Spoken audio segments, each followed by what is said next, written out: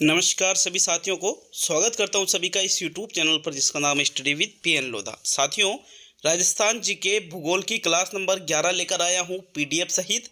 देखिए, ये जो हम राजस्थान की जीके पढ़ रहे हैं एनसीईआरटी और आरबीएससी की किताबों से पढ़ रहे हैं।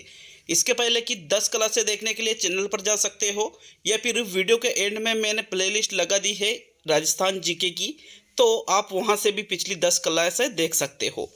साथियों, हमने कक्षा 6 की जो किताब है उसमें से भूगोल पढ़ ली है, कक्षा 7 की किताब में से भूगोल पढ़ ली है और आज ये कक्षा 8 की किताब में से भूगोल का आखिरी वीडियो है। इसके बाद में कक्षा 9 की किताब आपके कल से चलेगी और कक्षा 10 की किताब भी हम उसके बाद में पढ़ेंगे, जिसमें अभी हम सिर्फ भूगोल के टॉपिक पढ़ रहे हैं। तो एनसीईआरटी आरबीएससी बेस्ड हम राजस्थान जी के पढ़ रहे हैं पूर्णतः प्रमाणिक किताबों से। और साथ ही जब हमारा ये टॉपिक पूरा होगा तो उसके बाद में 25 वस्तुनिष्ठ प्रश्न भी इसी वीडियो में आपको तुरंत आपके मूल्यांकन के लिए देखने को मिल जाएंगे। तो चलिए वीडियो को शुरू करते हैं। एक एक चीज को अच्छी तरह से देखते हुए हम आगे बढ़ेंगे। साथियों, राजस्थान जीके की क्लास नंबर 11 है, जो कि रीट पात्रता परीक्षा 2022 के लिए और उसके बाद में जो 3rd ग्रेड का मुख्य एग्जाम होगा उसके लिए भी बेहद ही उपयोगी है। मुख्य रूप से तो 3rd ग्रेड का जो मुख्य एग्जाम है उसके लिए तो बेस्ट है आपके लिए। ये 1st ग्रेड 2nd ग्रेड के लिए बहुत ही महत्वपूर्ण ये सीरीज हमने चला रखी है। तो चलिए वीडियो को शुरू करते हैं। यहाँ पर आज का हमारा जो टॉपिक है वो है जन जागरण एवं सामाजिक सुधार हेतु राजकीय प्रयास। यहाँ से कई बार प्रश्न पूछे जा चुके हैं और आगामी भर्ती में भी यहाँ से प्रश्न पूछना सुनिश्चित है। तो कौन कौन से टॉपिक आज के वीडियो में हम कवर करने वाले हैं? एक तो आपके भूदान आंदोलन व भूमि सुधार के बारे में पढ़ेंगे, अस्पृश्यता उन्मूलन के बारे में पढ़ेंगे, महिला शिक्षा व महिला सशक्तिकरण के बारे में पढ़ेंगे। इसके बाद राज्य महिला आयोग का टॉपिक हम पढ़ने वाले हैं, इसी वीडियो में सारी चीज़ें पढ़ेंगे ये।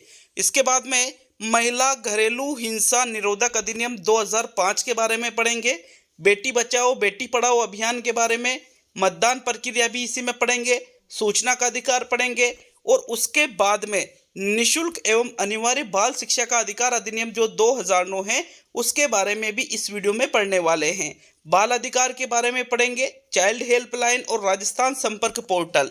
ये 12 टॉपिक मान लो आप 30 से 40 मिनट के वीडियो में हम क्लियर करने वाले हैं। तो वीडियो को पूरा देखिएगा, अंत तक बने रहिएगा, क्योंकि तभी ये चीज़ें आपके सारी क्लियर होगी। और हम सिर्फ वही चीज़ें पढ़ रहे हैं जो कि एनसीईआरटी और आरबीएससी की किताबों में दे रखी है साथियों, ठीक है। उसके बाद में जब ये किताबें पूरी हो जाएगी और टॉपिक्स में से कुछ चीज़ें छूट जाती है तो उनको अलग से हम कवर कर सकते हैं, लेकिन अभी तो सिर्फ एनसीईआरटी और आरबीएससी बेस्ड ही जीके पढ़ रहे हैं, क्योंकि 95% जीके आपके डायरेक्टली यहीं से पूछ ली जाती है।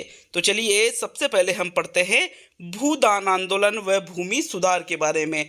देखिए, भूदान आंदोलन का मतलब होता है भूमि का दान करना, भूमि सुधार से संबंधित कानून बनाना, भूमि सुधार, ठीक है।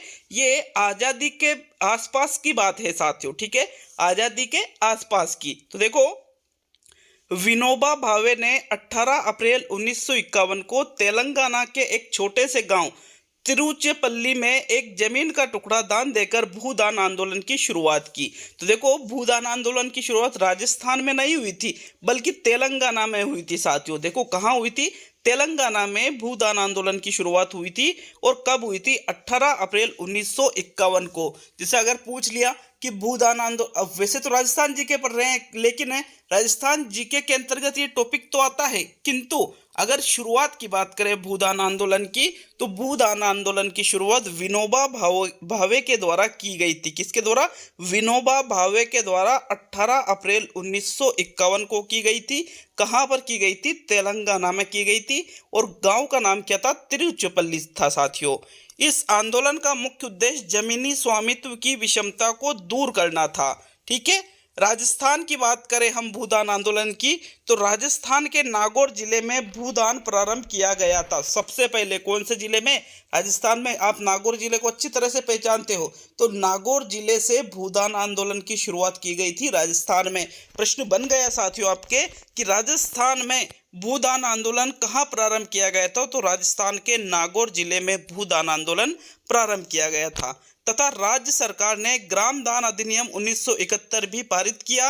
राज्य सरकार ने राजस्थान काश्तकारी अधिनियम 1955 व राजस्थान भू राजस्व अधिनियम 1956 लागू किया।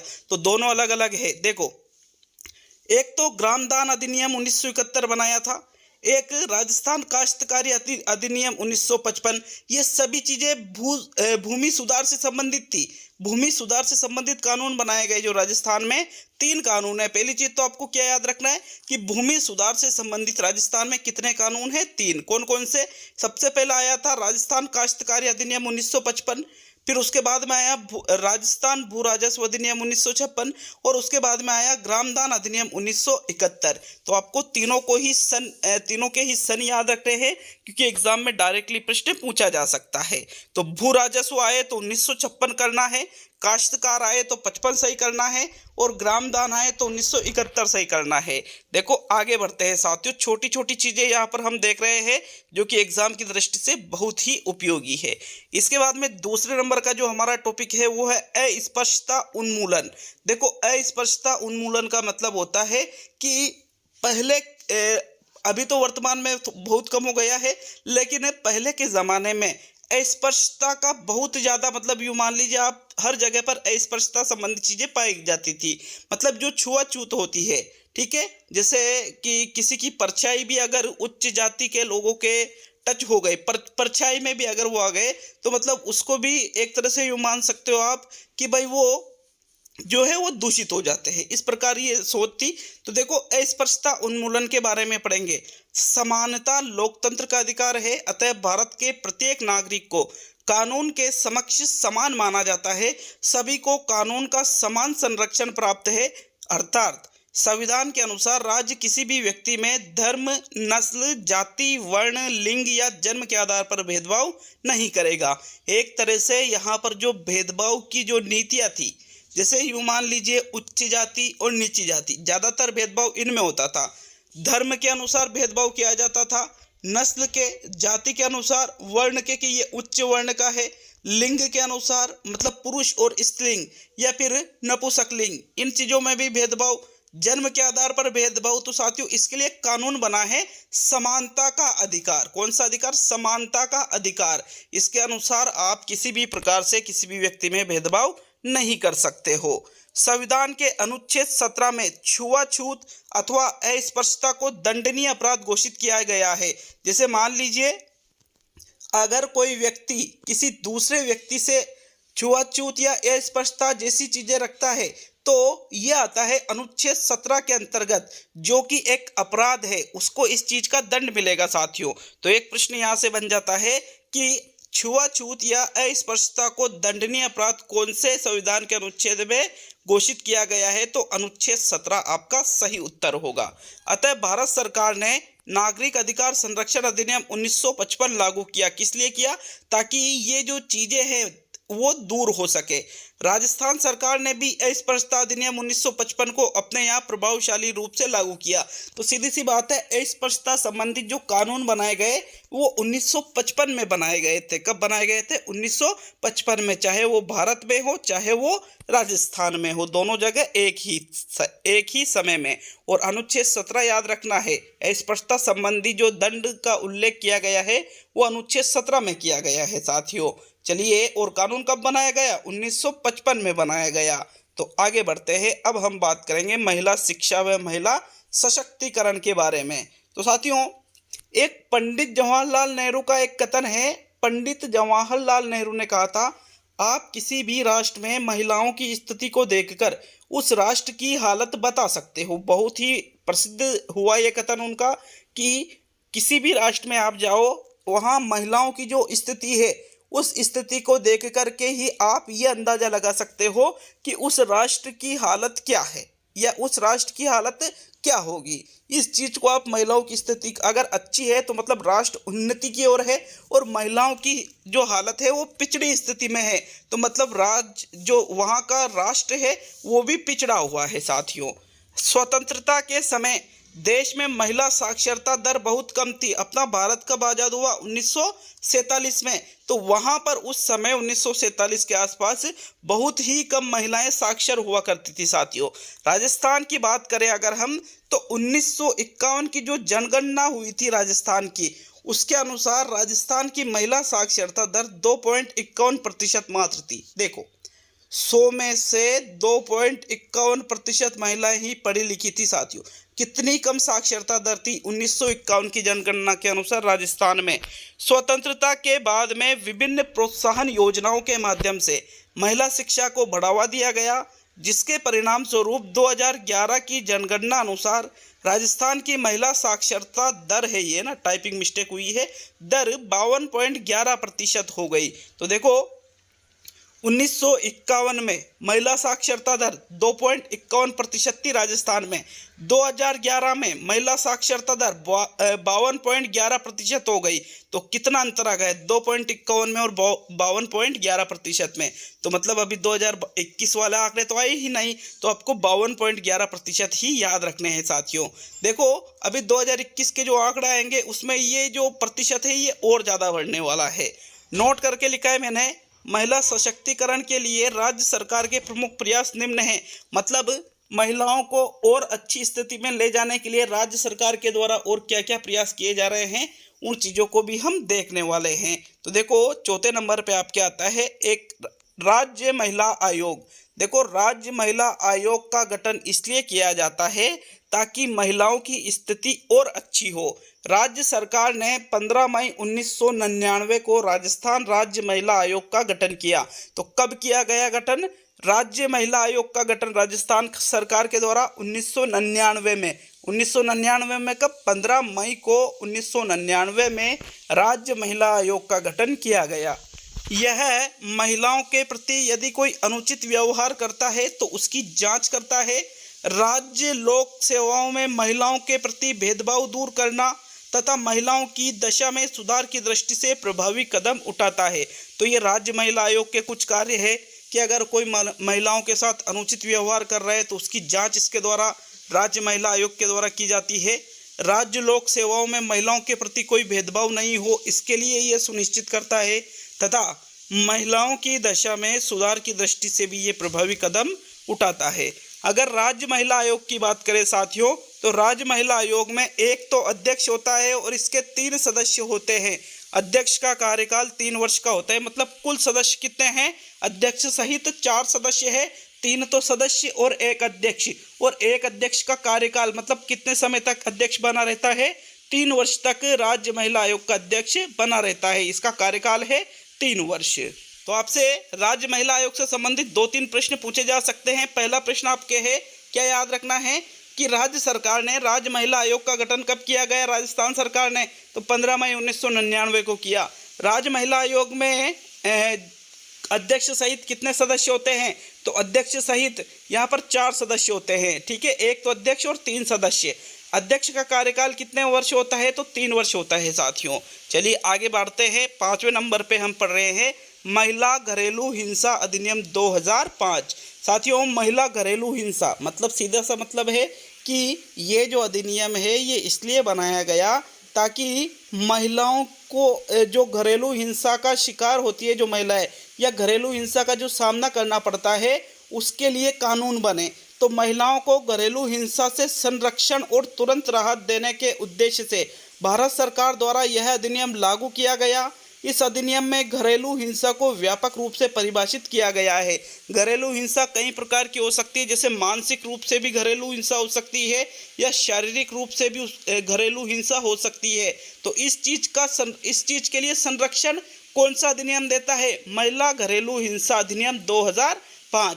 प्रश्न कैसे बन जाएगा आपके डायरेक्टली कि राजस्थान में महिला घरेलू हिंसा अधिनियम कब बनाया गया या कब लागू किया गया? तो 2005 में लागू किया गया साथियों। नेक्स्ट बढ़ेंगे बेटी बचाओ बेटी पढ़ाओ अभियान की तरफ। तो देखो यहाँ से बार बार प्रश्न पूछा जा रहा है। बेटी बचाओ बेटी पढ़ाओ की शुरुआत वर्ष 2015 में देश भर में घटते बाल लिंगानुपात को ध्यान में रखकर की गई। देखो बाल लिंगानुपात क्या होता है? मतलब जो 6 वर्ष से जो कम की आयु के जो बच्चे हैं उसमें लड़कों की तुलना में लड़कियों की संख्या कम हो रही है। इसकी वजह से ही बेटी बचाओ बेटी पढ़ाओ अभियान 2015 में पूरे भारत में चलाया गया, 2015 से। ठीक है, यह महिला और बाल विकास मंत्रालय, भारत सरकार, स्वास्थ्य एवं परिवार कल्याण मंत्रालय भारत सरकार और मानव संसाधन विकास मंत्रालय भारत सरकार की संयुक्त पहल है। मतलब ये किसी एक संस्था की ओर से नहीं बल्कि अलग अलग जो विभाग है उन सभी का इसमें योगदान रहा। कौन कौन से? बाल विकास मंत्रालय, स्वास्थ्य एवं परिवार कल्याण मंत्रालय और मानव संसाधन विकास मंत्रालय, तीनों की संयुक्त पहल मानी जाती है बेटी बचाओ बेटी पढ़ाओ। ये अभियान कब शुरू किया गया? 2015 में शुरू किया गया, मतलब अभी ज़्यादा दिन नहीं हुए उसको। इसके अंतर्गत कन्या भ्रूण हत्या रोकने, विद्यालयों में लड़कियों की संख्या बढ़ाने, विद्यालय छोड़ने वालों की संख्या को कम करने, शिक्षा के अधिकार नियमों को लागू करने और लड़कियों के लिए शौचालयों का निर्माण में वृद्धि करने जैसे उद्देश्य निर्धारित किए गए। तो बेटी बचाओ बेटी पढ़ाओ अभियान तो चलाया गया, लेकिन क्या क्या कार्य किए गए? पहली चीज़ तो है कन्या भ्रूण हत्या रोकी जाए। मतलब जो गर्भ में ही जो कन्याओं की जो हत्या कर दी जाती है, ये पता लगा कर कि भाई अगर गर्भ में लड़की है तो उसको गर्भ में ही मार डाला जाता है, उस चीज़ को रोकने के लिए यह अभियान चलाया गया। विद्यालयों में लड़कियों की संख्या बढ़ाने की, ज़्यादा संख्या में लड़कियां रहे लड़कों से, विद्यालय छोड़ने वालों की संख्या को कम करने कि बीच में ही पढ़ाई न छोड़ पाए, ये शिक्षा के अधिकार नियमों को लागू करने के लिए और लड़कियों के लिए अलग से पृथक शौचालयों का निर्माण करने के लिए बेटी बचाओ बेटी पढ़ाओ अभियान चलाया गया था साथियों। इसी के अलावा महिला सशक्तिकरण हेतु अन्य कुछ महत्वपूर्ण कानून भी बनाए गए भारत में। जैसे एक है दहेज निषेध अधिनियम जो कि 1961 में बनाया गया, बाल विवाह निषेध अधिनियम 1955 में बनाया गया जिसका संशोधन 1986 में भी हुआ और 2006 में भी हुआ। हिंदू उत्तराधिकार दत्तक ग्रहण व संरक्षण अधिनियम 1956 में लागू किया गया और इसका संशोधन 2005 में किया गया। देखो दहेज निषेध अधिनियम क्या कहता है कि ना तो दहेज लेंगे ना दहेज देंगे, यह है दहेज निषेध अधिनियम 1961। इस प्रश्न को कई बार पूछा जा चुका है, दहेज निषेध अधिनियम कब लागू किया गया? तो 1961 में लागू किया गया साथियों। और बेटी बचाओ बेटी पढ़ाओ योजना की शुरुआत कब की गई? 2015 में की गई। ठीक है, चलिए और आगे बढ़ते हैं। तो अब अच्छा, राज्य महिला आयोग का गठन कब किया गया? याद रख नहीं रहा, अभी हमने पढ़ा था 1999 में किया गया था साथियों। 15 मई 1999 को राज्य महिला आयोग का गठन किया गया था। ये देखो अभी हमने यहाँ पर ये राज्य महिला आयोग के बारे में पढ़ा था कि 15 मई 1999 को राज्य महिला आयोग का गठन किया गया। महिला घरेलू हिंसा अधिनियम कब आया? 2005 में आया। बेटी बचाओ बेटी पढ़ाओ 2015 में आई। दहेज संबंधी कानून कब आया? 1961 में। बाल विवाह निषेध अधिनियम 1925 में संशोधन 2 बार हुआ, 86 और 2006 में। और हिंदू उत्तराधिकार दत्तक ग्रहण व संरक्षण अधिनियम 1956 में आया और इसका संशोधन 2005 में किया गया। चलिए अब हम 7वें प्रकार पे आते हैं। जो अपना 7वां पॉइंट है वो है मतदान प्रक्रिया। पिछली रीट में यहाँ से प्रश्न पूछा गया था साथियों मतदान प्रक्रिया से संबंधित। तो देखो मतदान प्रक्रिया, पहली चीज़ तो है कि जो भी व्यक्ति 18 वर्ष या इससे अधिक उम्र का है, राजस्थान या फिर भारत कुछ भी मान सकते हो, उसको मत देने का अधिकार प्राप्त हो जाता है, अपना वोट वो दे सकता है, मतदाता वो कहलाता है। तो अब अधिकांश राज्यों में चुनाव इलेक्ट्रॉनिक वोटिंग मशीन, जिसको हम शॉर्ट में कहते हैं ईवीएम, इसका प्रयोग होता है। ईवीएम का पूरा नाम क्या है? ई से इलेक्ट्रॉनिक, वी से वोटिंग, एम से मशीन। तो इलेक्ट्रॉनिक वोटिंग मशीन या ईवीएम से वर्तमान में चुनाव डलते हैं। ईवीएम में मतपत्र में मोहर लगाने के स्थान पर मशीन का बटन दबाकर अपने पसंद के उम्मीदवार को वोट दिया जाता है। पहले तो क्या होता था कि जो पर्ची होती थी उस पर अपन मोहर लगाते थे जो अपना पसंद का जो उम्मीदवार है उसके सामने, लेकिन अब क्या होता है साथियों, वहाँ पर सिर्फ बटन दबाया जाता है, वहाँ चिन्ह जो चिन्ह होता है उस चिन्ह के सामने वाला बटन दबा दिया जाता है और उसको वोट डल जाता है। अगर हम बात करें तो एक प्रश्न पूछा जा सकता है कि ईवीएम की फुल फॉर्म क्या है? इलेक्ट्रॉनिक वोटिंग मशीन है और ईवीएम में अधिकतम 16 उम्मीदवारों को वोट दिया जा सकता है। देखो एक ईवीएम मशीन है इसमें आप मैक्सिमम 16 उम्मीदवार ही रख सकते हो। इनमें जो 16वें नंबर का जो बटन होता है वो होता है नोटा का। नोटा का मतलब होता है नॉन ऑफ द अबव, इनमें से कोई भी नहीं। अगर आपको कोई भी उम्मीदवार पसंद नहीं है तो आप नोटा का बटन भी दबा सकते हो। ईवीएम मशीन में अधिकतम कितने उम्मीदवार हो सकते हैं? 16 उम्मीदवार हो सकते हैं साथियों। देखो आगे बात करें तो प्रत्येक मतदान केंद्र पर जिला निर्वाचन अधिकारी कलेक्टर द्वारा एक मतदान दल का गठन किया जाता है। तो सीधी सी बात है, प्रत्येक जिले में जो वहाँ का जो संबंधित कलेक्टर है उसको मतदान अधिकारी बनाया जाता है। मतदान अधिकारी क्या, सॉरी, जिला निर्वाचन अधिकारी या जिला निर्वाचन मतदान अधिकारी उसको बनाया जाता है। साथियों, मतदान दल में एक पीठासीन अधिकारी व अन्य मतदान अधिकारी होते हैं। अब कलेक्टर के द्वारा अलग अलग ग्रुप बना करके, किनका ग्रुप, मतदान अधिकारियों का ग्रुप बना करके मतदान दल का गठन किया जाता है। और मतदान दल में ज़्यादा से ज़्यादा 4 या 5 या 6 सदस्य होते हैं, जैसे PO first, PRO, PO2, PO3, PO4, इस प्रकार से।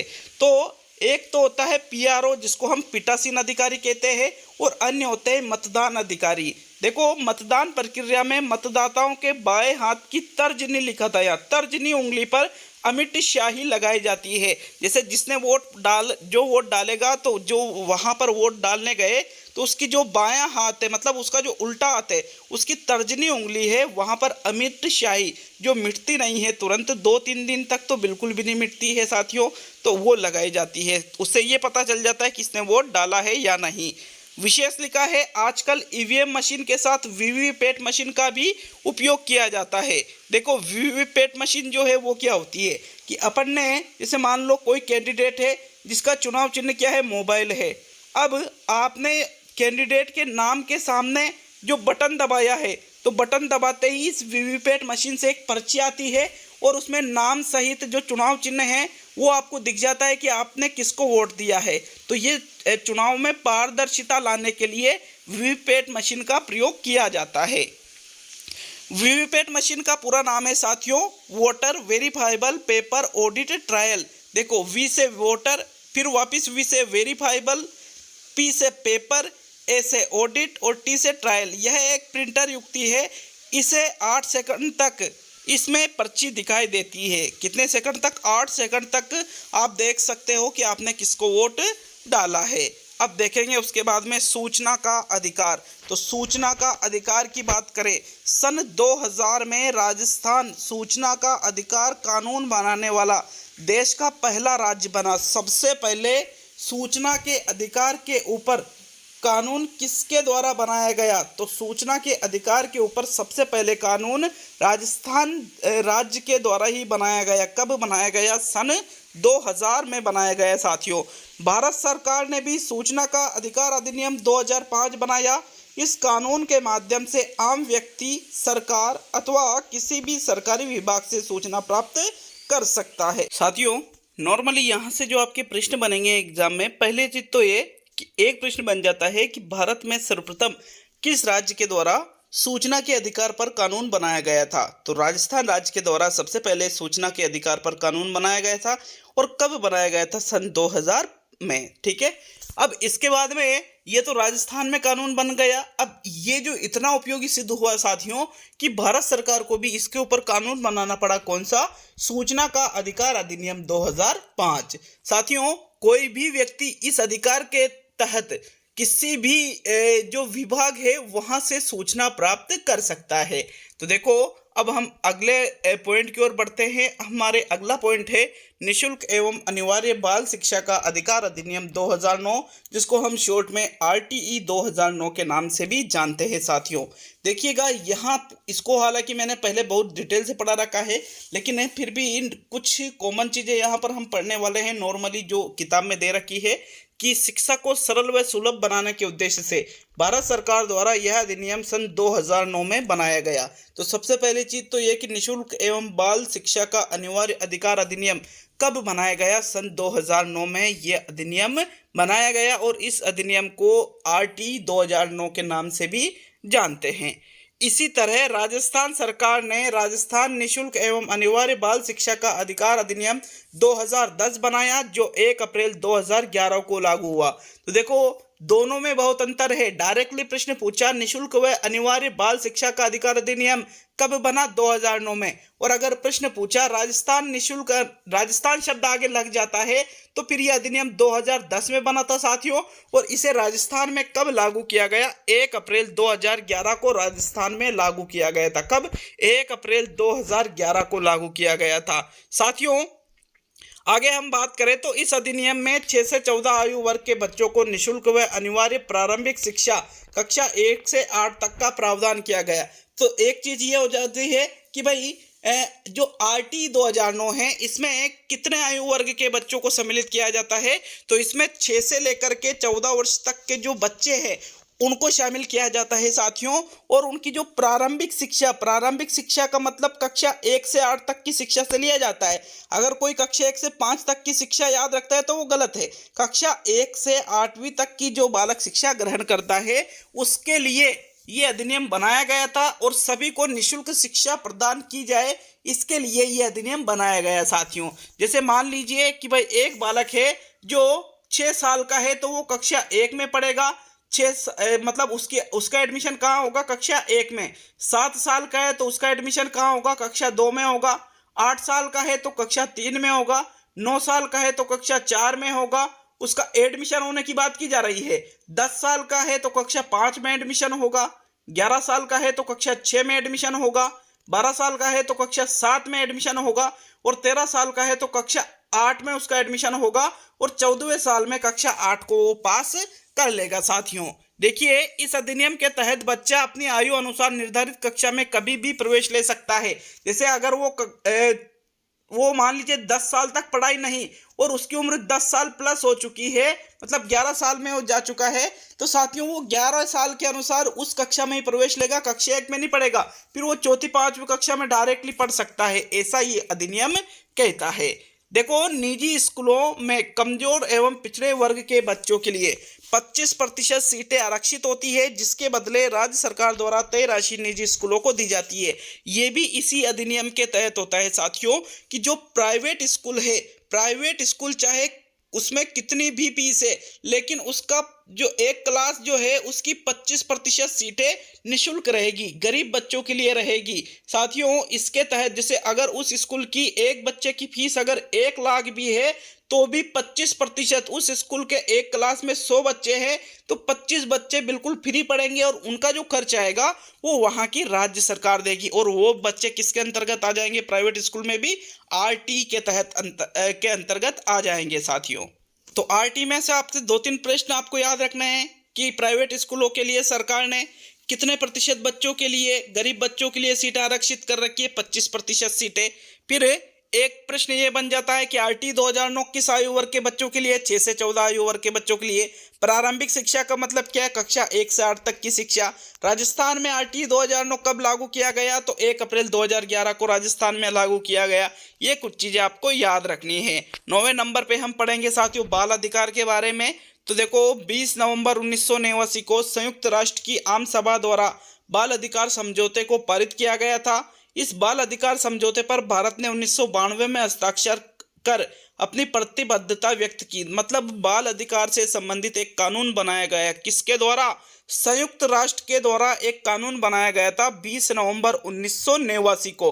और 89 और 3 साल बाद भारत ने वो जो समझौता किया गया था बाल अधिकार उससे संबंधित, उस पर अपने हस्ताक्षर भारत के द्वारा कर दिए गए थे, भारत सरकार के द्वारा।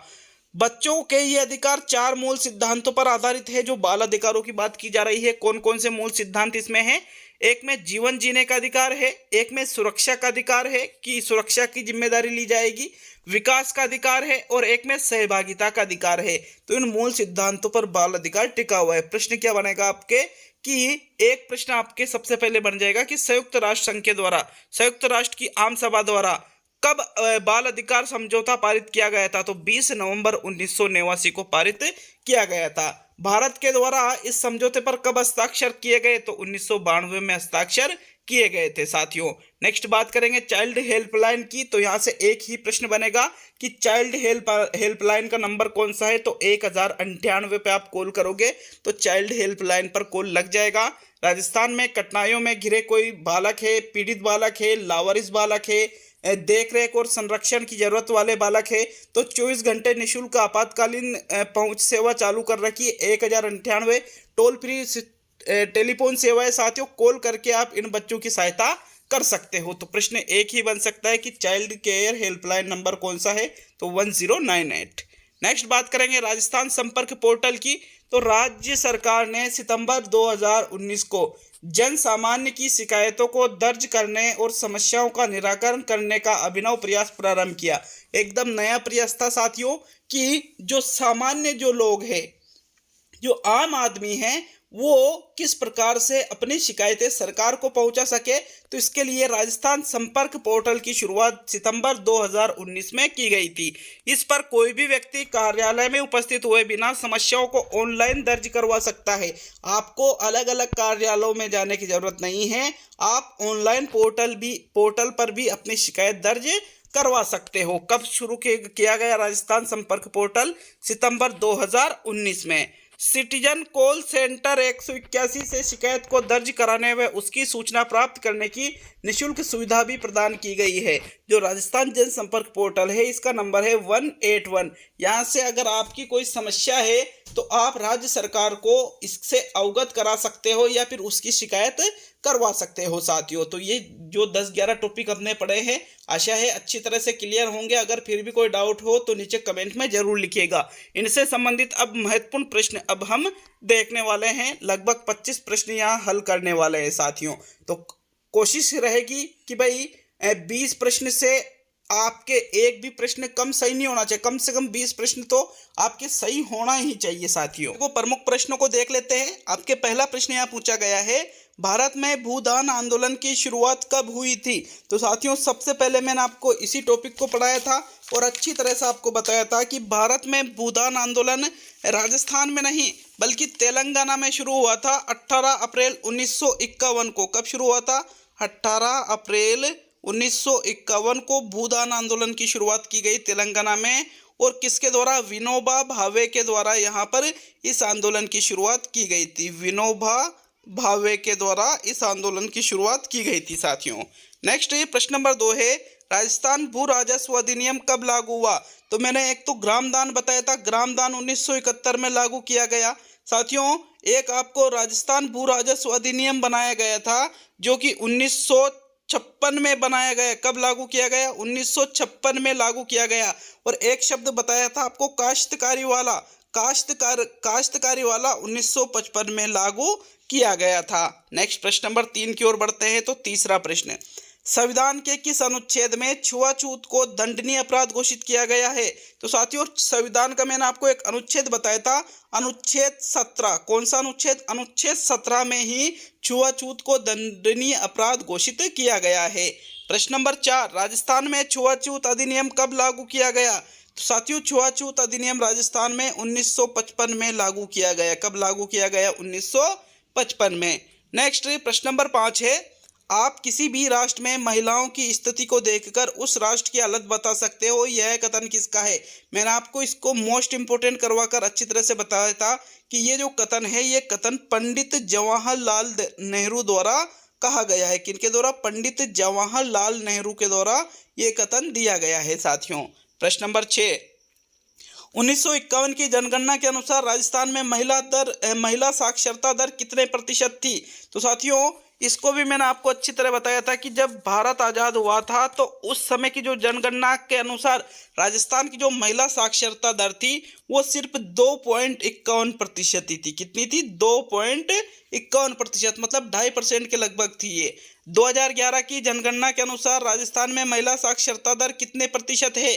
तो अनेक प्रकार के जो सुधारात्मक कार्य किए गए उनके परिणाम स्वरूप और समय का जो परिवर्तन हुआ इसके परिणाम स्वरूप 2011 की जो जनगणना हुई थी पिछली साथियों, उसके अनुसार महिला साक्षरता दर राजस्थान में हो गई है 52.12%। कितनी हो गई है?